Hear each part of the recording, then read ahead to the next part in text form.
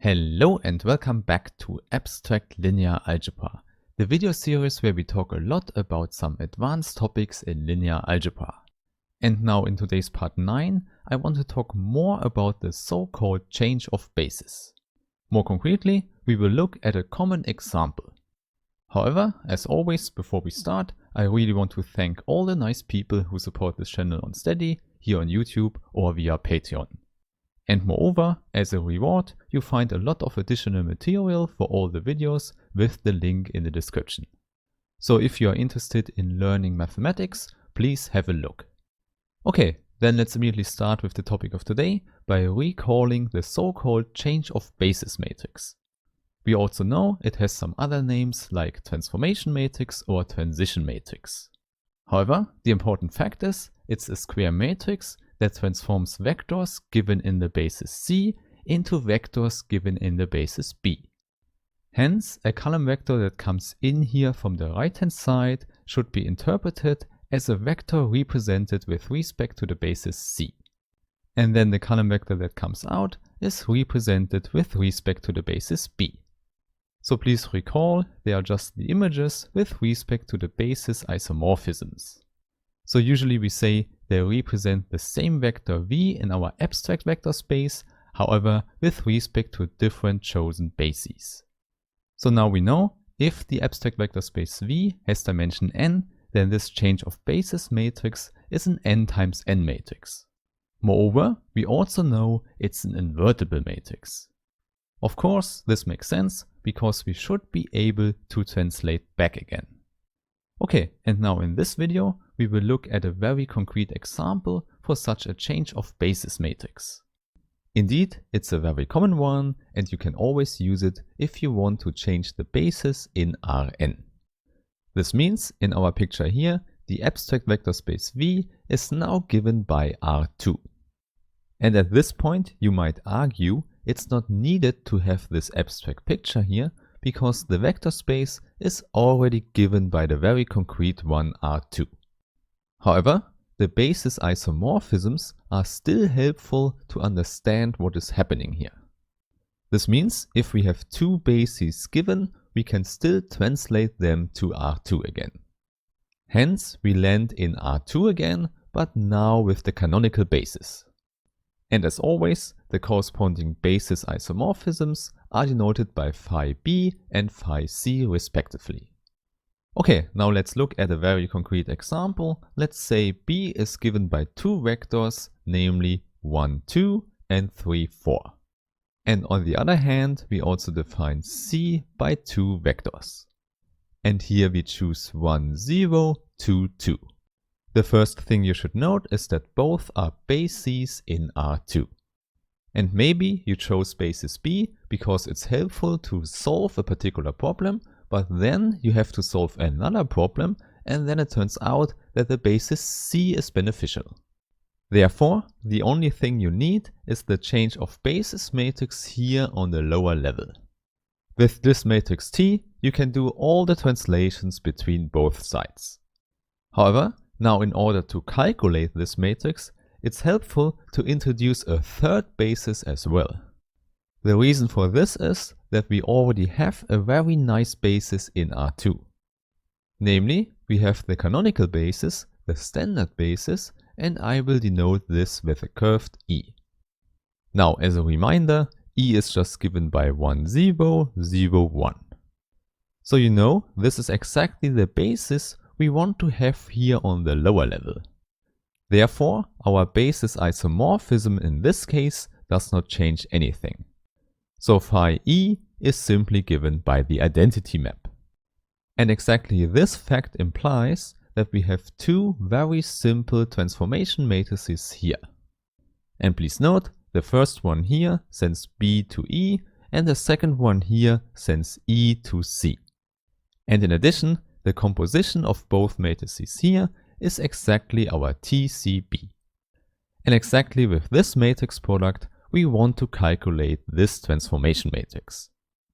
Okay, then I would say, let's write down what we already know. Namely, we already know the matrix TEB, because it reads that the basis B is to be expressed in the standard basis. Indeed, if you look at the basis B, you see the vectors are already given with respect to our standard basis.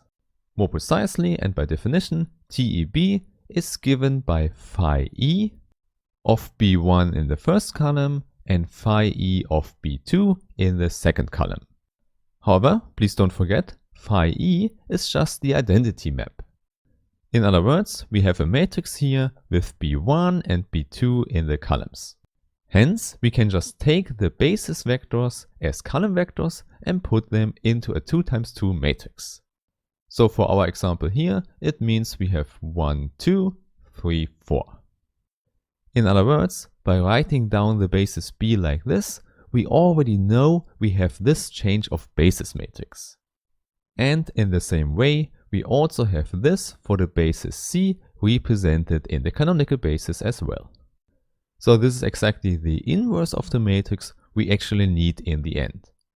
However, this is also something we should already write down. So let's write down TEC and now with the basis vectors of C, which as you might recall were given as 1, 0, 2, 2. Okay, and with that you see we have all the information we need to actually calculate the matrix we want. And now I want to show you the most efficient way to do it. Indeed, it's simply a composition where we have one inverse involved. However, first you should see that the change of basis matrices nicely fit together with their indices. For example here, if B goes in from the right hand side, it also has to go in from the right here on the other side. And moreover, if the basis C comes out on the left here, it also has to come out here. So whenever you want to put in a third matrix in the middle, you just have a matrix product where E is also in the middle here. However, now for our calculation, we see that this matrix here is the inverse of a matrix we already know. Hence, we just have to calculate the inverse here and multiply the result with this matrix TEB. Now, of course, in this particular example here, it's no problem at all to calculate the inverse of this 2 times 2 matrix. However, in higher dimensions, an inverse can make a lot of problems because calculating it is a lot of work. And actually, we don't need to know the inverse because we just need to know this product here. Therefore, the efficient way is to calculate this product in one go. Indeed, you might already know how to do that because it's just a Gaussian elimination. However, for the sake of completeness, I want to show you how to do it. Now, the first thing you should note here is that in order to calculate this product, we need to solve an equation.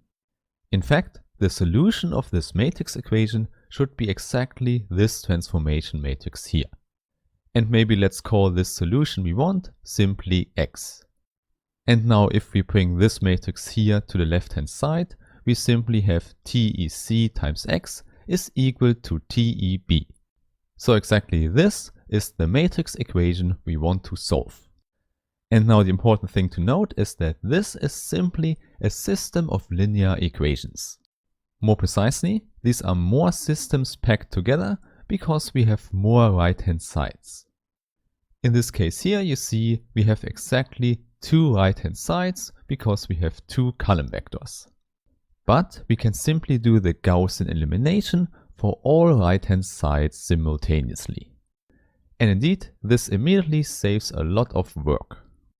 Okay, now let's write down what we have to solve. We have 1, 0, 2, 2 on the left-hand side and 1, 2, 3, 4 on the right-hand side. Okay, and now we can do the Gaussian elimination as always, which means we bring the left-hand side into a row echelon form, but then we can also do the backward substitution. And indeed, in this example, we already have the row echelon form, so we just need to do the backward substitution. However, we want to do this inside this matrix notation, which essentially means in order to solve this system here, we need to generate an identity matrix on the left-hand side, because then the components of the solution X can be read on the right-hand side. In fact, this is what produces a nice algorithm for us. Okay, here our first step should be that we multiply the second row by 1/2. Because then we already have the 1 here in the right lower corner. And then in the next step, we want to generate a 0 here. Hence, from the first row, we subtract 2 times the new second row. And then we have it, we have the identity matrix here on the left hand side. And on the right hand side, we find -1, -1 here. And there we have it, the system is completely solved, and with this backward substitution in this matrix notation, we find all the components of the solution here. And you see, as we've expected, we find a unique solution. And this solution X is exactly our change of basis matrix. So it's exactly TCB, and this answers our question from the beginning. So with this matrix, now we can do the translation from the matrix B into the matrix C. Moreover, you should see this whole procedure I've demonstrated here would also work, for example, for R5. The only thing that changes is that you have a little bit more work in solving this system here. However, the whole idea is exactly the same, so now you can apply it to all other examples. Okay, so now you know how to calculate a change of basis matrix. So, with the next video, we will go more abstract again. Therefore, I really hope we meet again and have a nice day. Bye bye.